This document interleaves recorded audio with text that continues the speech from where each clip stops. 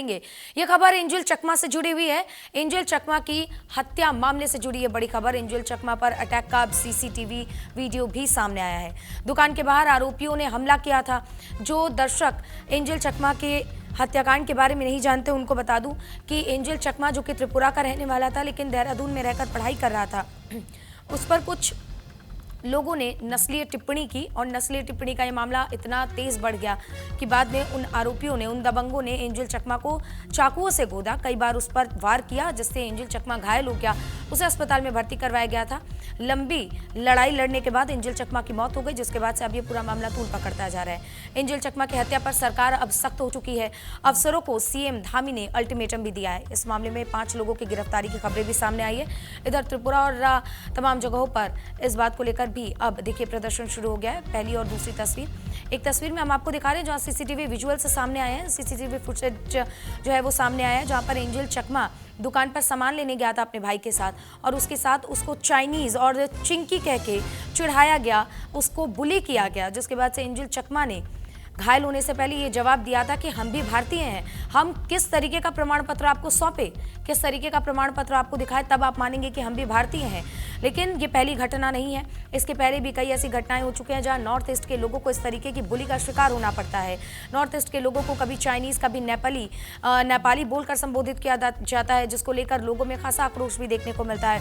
और खासकर अगर हम नॉर्थ ईस्ट के लोगों की बात करें तो उनकी जो फेस स्ट्रक्चर है, उनकी जो शारीरिक बनावट है, उसमें थोड़ा सा डिफरेंस देखने को मिलता है क्योंकि वो पहाड़ी इलाका है और वहाँ के जो लोग हैं वो उस मौसम के अनुकूल जो है उनकी शारीरिक जो है संगठना जो होती है वो होती है। उसको लेकर अब देखिए एक नई अब चर्चा शुरू हो गई है। इधर एंजल चकमा को कई बार चाकू से घायल किया गया, उसको कई बार चाकू से वार किया गया। घायल अवस्था में एंजल चकमा को हॉस्पिटल में एडमिट करवाया गया था। प्राइवेट अस्पताल में एंजल चकमा को जो है इलाज तमाम तरीके की दी जा रही थी, लेकिन जिंदगी और मौत की लड़ाई एंजल हार गए और इस दुनिया को एंजल छोड़ के चले गए, जिसके बाद से अब ये पूरा जो मुद्दा है अब तूल पकड़ता हुआ नजर आ रहा है। इधर सीएम धामी ने भी तत्काल कार्रवाई के आदेश दे दिए हैं और अधिकारियों को भी अल्टीमेटम दे दिया है।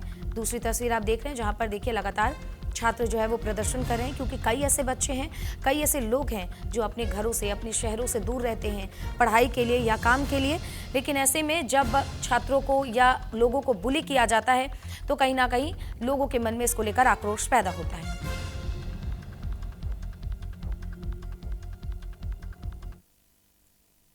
तो वहीं त्रिपुरा के छात्र की उत्तराखंड में हत्या का ये पूरा मामला, पुलिस ने पूरे मामले में 5 लोगों को अरेस्ट किया है और एक नेपाल भागा है। मौत से पहले एंजल ने एक बयान दिया कि हम इंडियन हैं, चाइनीज नहीं। त्रिपुरा के सीएम धामी से भी फोन पर बातचीत की है और उत्तराखंड के मुख्यमंत्री से बातचीत के दौरान उन्होंने इस बात को कहा है कि ये जो घटना हुई है उस पर सख्त कार्रवाई होनी चाहिए। मुख्यमंत्री धामी ने भी कार्रवाई के सख्त निर्देश दिए हैं। ये अहम जानकारी, ये अहम खबर जो हम सभी के सरोकार से और आम जीवन से जुड़ी हुई है, जहां पर एक छात्र त्रिपुरा का जो देहरादून पढ़ने जाता है लेकिन उसको इस कदर बुली किया जाता है, मारपीट की जाती है, उसको घायल किया जाता है कि आखिरकार जिंदगी और मौत के बीच लड़ाई लड़ते हुए एंजल चकमा ये जंग हार जाता है। और इस वक्त जो तस्वीरें आप टीवी स्क्रीन पर देख रहे हैं एंजल चकमा की है, जो कि मेरी और आपकी तरह ही उतना ही भारतीय है जितना हम सब खुद को बताते हैं। लेकिन इस तरीके की बुली की वजह से एंजल चकमा आज इस दुनिया में नहीं रहा। महज 24 साल का नौजवान छात्र बुली होने की वजह से अब इस दुनिया में नहीं रहा। 5 लोगों की इस पूरे मामले पर गिरफ्तारी हुई है, जिसका अब सीसीटीवी विजुअल भी सामने आया है, जिसमें इस पूरी घटना को कैद किया गया है। ये कैंडल मार्च भी निकाला गया है एंजल चकमा को लेकर न्याय की मांग करते हुए और एंजल चकमा को याद करते हुए, और ये कि एंजल चकमा की मौत हमें बहुत कुछ सिखाती है। ये भी सिखाती है कि भारत एक बहुत बड़ा देश है, यहाँ का हर कोने में रहने वाला इंसान उतना ही भारतीय है जितना हम सब हैं। ऐसे में किसी को भी इस तरीके से चिढ़ाना, बुली करना और नस्लीय टिप्पणी करना कहीं से कहीं तक सही नहीं है। हालांकि ये जो घटना सामने आई है काफ़ी दुखद है। एक ये तस्वीरें देखिए, ये तस्वीरें 4 से 5 लोग वहां पहुंचते हैं नशे में धुत और एंजल चकमा को चाइनीज, चिंकी तमाम शब्दों का प्रयोग करके संबोधित करते हैं, जिसके बाद एंजल चकमा जवाब भी देता है कि मैं कौन सा ऐसा प्रमाण पत्र दूं जिससे ये साबित हो जाए कि मैं भी भारतीय हूं। और उसके बाद ये बहस इतनी ज़्यादा बढ़ जाती है कि जो वो 5-6 लोग थे जो शराब पीकर वहाँ पर पहुँचे थे, उन्होंने हथियार का इस्तेमाल किया और उसके भाई को भी घायल किया। एंजल को गले में चोट लगी, पेट पर भी कई बार वार किया गया और दुखद खबर ये कि लगभग 20 दिनों की लड़ाई लड़ने के बाद एंजल चकमा जिंदगी की जंग हार गया और इस दुनिया को छोड़कर चला गया। और अब इस पूरे मामले को लेकर ये पूरा नस्लीय टिप्पणी का मामला, जहां पर सीएम धामी ने अफसरों को अल्टीमेटम तक दे दिया है कि इस मामले पर कोई भी लापरवाही, कोई भी कोताही बर्दाश्त नहीं की जाएगी। इस बीच त्रिपुरा के मुख्यमंत्री ने भी सीएम धामी से फोन पर बातचीत। देखिए, हम लोग बहुत ही भेदभाव करने वाले लोग हैं। जितना रेसिस्ट, जितना भेदभाव करने वाला भारत देश है, कहीं नहीं होगा। यहाँ पर अगर कोई अफ्रीकन रास्ते से गुजरे तो लोग फप्तियां कसते हैं, बच्चे तो ढेला मारते हैं कि अपने से इंफीरियर है, वो काला है। नॉर्थ ईस्ट के लोगों को दिल्ली यूनिवर्सिटी में और दिल्ली में और जगहों पे कहेंगे चिंकी है, चिंकी है। दूसरे देश में जाएंगे, कहेंगे अच्छा हमें सम्मान मिलना चाहिए। जब ही तो ट्रंप ने हथकड़ी और बेड़ी पहना के भेजा। कनाडा में धड़ाधड़ मारे जा रहे हैं, न्यूजीलैंड में क्या हुआ, ऑस्ट्रेलिया में क्या हुआ। पूरे दुनिया से भारतीयों को भगाने का एक अभियान चल रहा है।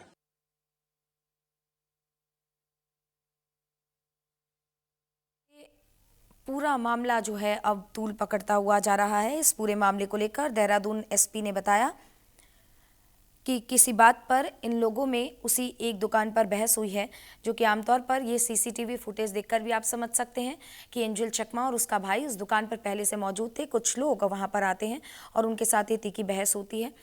एसएसपी ने पत्रकारों को संबोधित करते हुए बात कहा कि मानो ऐसा लग रहा हो कि एंजल पे कोई टिप्पणी की जा रही हो। इसके बाद से अफरा तफरी मच गई, बीच में झगड़ा शुरू हो गया और एंजल पर कथित धारदार हथियार से हमला किया गया।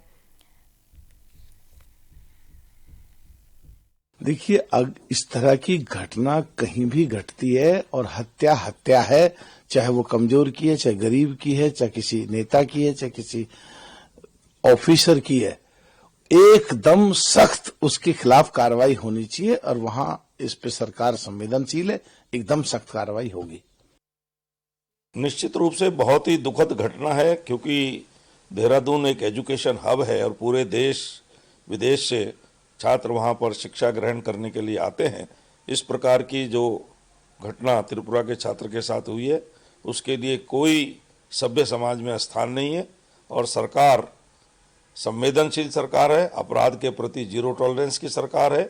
पुष्कर सिंह धामी जी के नेतृत्व में निश्चित रूप से इसमें न्याय होगा, अपराधी को सजा मिलेगी। तो इस पूरे मामले को लेकर देखा आपने कि अब राजनीतिक गलियारे से भी इस पूरे मामले को लेकर बयानबाजियां शुरू हो गई हैं। इस बीच अगर हम कहें तो एसएसपी ने इस पूरे मामले पर प्रकाश डालते हुए बताया कि इस पूरे मामले को लेकर जिनके भी नाम सामने आए हैं उन्हें पुलिस ने गिरफ्तार कर लिया है। इस घटना को लेकर 5 लोगों के नाम सामने आए हैं जिनको पुलिस ने गिरफ्तार किया है। इनमें से 3 यानी कि अविनाश नेगी, सूरज ख्वास और सुमित को जेल भेज दिया गया है। इन 5 आरोपियों में 2 नाबालिग थे जिन्हें बाल सुधार गृह भेजा गया है। एंजल चकमा के इलाज के दौरान मौत की पुष्टि भी हुई, जिसके बाद से एंजल चकमा के मौत के बाद से लगातार ये मामला जो है वो गर्माता हुआ नजर आ रहा है। लेकिन अब उन परिवारों में, उन छात्रों में इस बात को लेकर दहशत है कि अगर कोई बच्चा अपना घर, अपना परिवार छोड़कर अपने भविष्य के लिए, अपने भविष्य को बनाने के लिए, पढ़ाई करने के लिए अगर दूसरे शहरों का रुख करता है तो इस तरीके की बुली को लेकर अब सरकार को सख्त कदम उठाना चाहिए।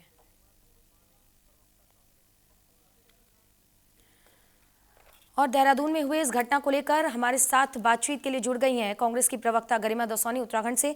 मैम, पहले तो आपका बहुत बहुत स्वागत है। और एंजल चकमा की इस कदर हत्या कर दी जाती है, सरकार एक्शन तो ले रही है, लेकिन इस पूरे मामले पर अब राजनीति भी हो रही है, कांग्रेस का इस पे क्या रुख?